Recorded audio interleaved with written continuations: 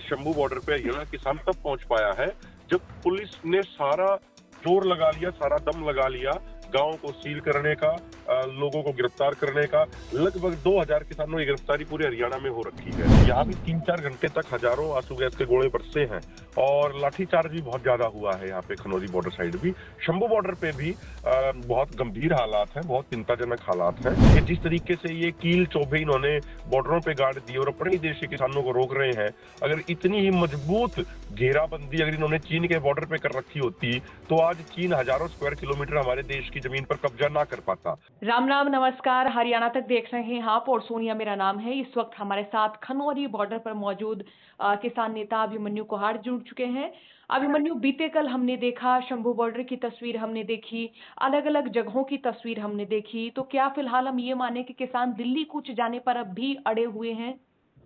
देखिए, मैं आपको बता दूं, खनौरी बॉर्डर पे कल कम से कम 1 लाख किसान मौजूद थे हरियाणा और पंजाब के, और 1000 आंसू गैस के गोले छोड़े गए जिस और लाठीचार्ज हुआ है यहाँ पे, जिससे हमारे लगभग 30 किसान घायल हैं, 3-4 किसान काफी सीरियस हैं और सारे किसान नेताओं को भी हल्की चोटें हैं। और उसके बावजूद किसान आगे बढ़ने के लिए पूरे जोश और जुनून के साथ डटे रहे हैं।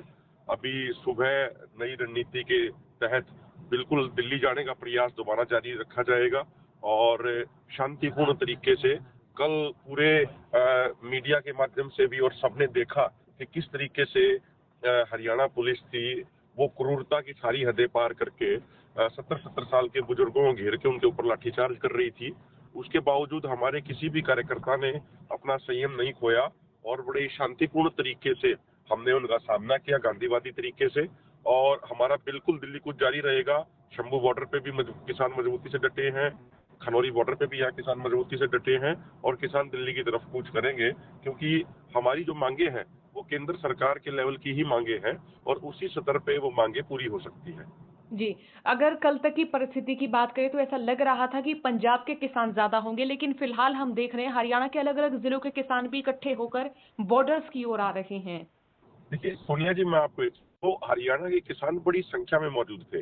असल में क्या होता है कि हमारे हरियाणा में जैसे अभी वो यूनियन का कल्चर उतना पुराना नहीं है, तो जैसे पंजाब का हर किसान अपना झंडा डंडा साथ लेके चलता है, तो हमारा हरियाणा का किसान अभी उस ट्रेनिंग में अभी उसको थोड़ा समय लगेगा, उसमें अभी थोड़ा सा समय लगेगा। इसीलिए कई बार क्या होता है कि वो उस तरीके से वो दिख नहीं पाते। लेकिन अगर आप ग्राउंड रिपोर्ट लेंगे यहाँ पे, तो शंभू बॉर्डर पे भी यही स्थिति है।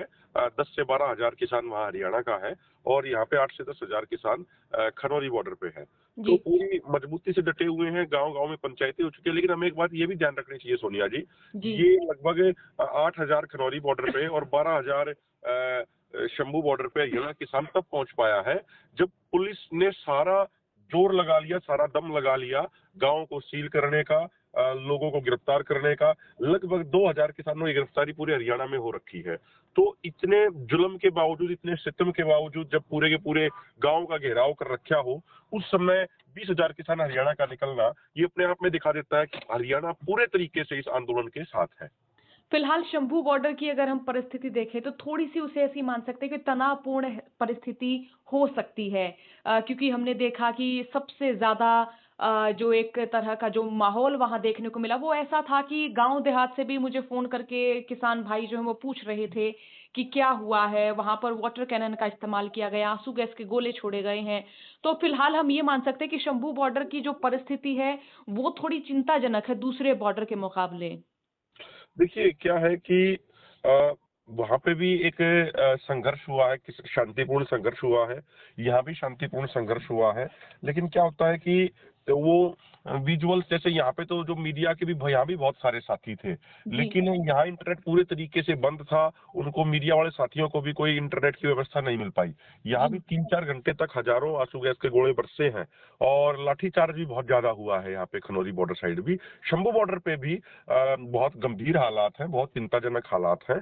और मुझे लगता है कि केंद्र सरकार को, प्रधानमंत्री जी को सोचना चाहिए कि जिस तरीके से ये कील चौबे इन्होंने बॉर्डरों पे गाड़ दिए और अपने ही देश के किसानों को रोक रहे हैं, हैं, अगर इतनी ही मजबूत घेराबंदी अगर इन्होंने चीन के बॉर्डर पे कर रखी होती तो आज चीन हजारों स्क्वायर किलोमीटर हमारे देश की जमीन पर कब्जा ना कर पाता। तो देश के किसान, देश के अन्नदाता के लिए तो कील ठोक दी, देश के अन्नदाता के लिए तो भारी भारी बैरिकेटिंग कर दी, उन पे आंसू गैस के गोले छोड़ रहे हैं, लाठीचार्ज कर रहे हैं। जब वो चीन के फौजी हमारे एरिया में घुसे तब ये आंसू गैस के गोले सरकार ने क्यों नहीं छोड़े? छोड़ने तो तब चाहिए थे, ये किले तब वहां पे क्यों नहीं गाड़ी सरकार ने? तो इस सरकार का ये दोहरा चरित्र है, आज ये पूरे देश के सामने आ चुका है। और मैं आपको ये बताना चाह रहा हूं कि जिस तरीके से ये सरकार चल रही है, आप देखिएगा कि आगामी चुनाव में इस सरकार को बहुत ज्यादा बड़ा नुकसान उठाना पड़ेगा। जी, तो क्या किसी सरकार के पक्षकार की ओर से बीते कल कोई बातचीत की गई? हमारे पास अभी सरकार की तरफ से कोई बातचीत नहीं आई है और सरकार की तरफ से कोई बातचीत का वो नहीं आया है। अगर सरकार बातचीत करना चाहेगी तो हमारे सब सीनियर लोग निश्चित तौर पर विचार चर्चा करके उस पर फैसला लेंगे। बातचीत से हम पहले भी कभी नहीं भागे थे, आज भी कभी नहीं भागेंगे, लेकिन जिस तरीके का माहौल बनाया जा रहा है, इस माहौल में बातचीत होना मुझे बहुत मुश्किल लगता है। जी, लेकिन हम ये भी माने कि आपने जंतर-मंतर का जो एक स्थान है वो तय किया गया है। अगर किसानों को अगर दिल्ली आने के लिए और भी ज़्यादा संघर्ष करना पड़ा या फिर उन्हें रोका गया, तो क्या हम ये भी माने कि एक तरह से ऐसा भी प्लान हो सकता है कि वो वहीं पर बैठ जाएँ? जैसे पहले हमने देखा किसान अलग-अलग जगहों के बॉर्डर पर बैठ गए थे। देखिए, वो तो अभी तो हमारी जो रणनीति है वो ये है कि हम बॉर्डरों से आगे बढ़ेंगे और आगे बढ़ने का प्रयास जारी रहेगा। तो अब कितना बढ़ पाते हैं, कितना नहीं बढ़ पाते हैं, वो तो समय बताएगा, लेकिन हमारा जो प्रयास है वो शांतिपूर्ण तरीके से आगे बढ़ने का है और वही प्रयास हमारा रहेगा। बहुत-बहुत शुक्रिया अभिमन्यु, बातचीत के लिए बहुत शुक्रिया आपका। बहुत बहुत धन्यवाद, बहुत बहुत धन्यवाद।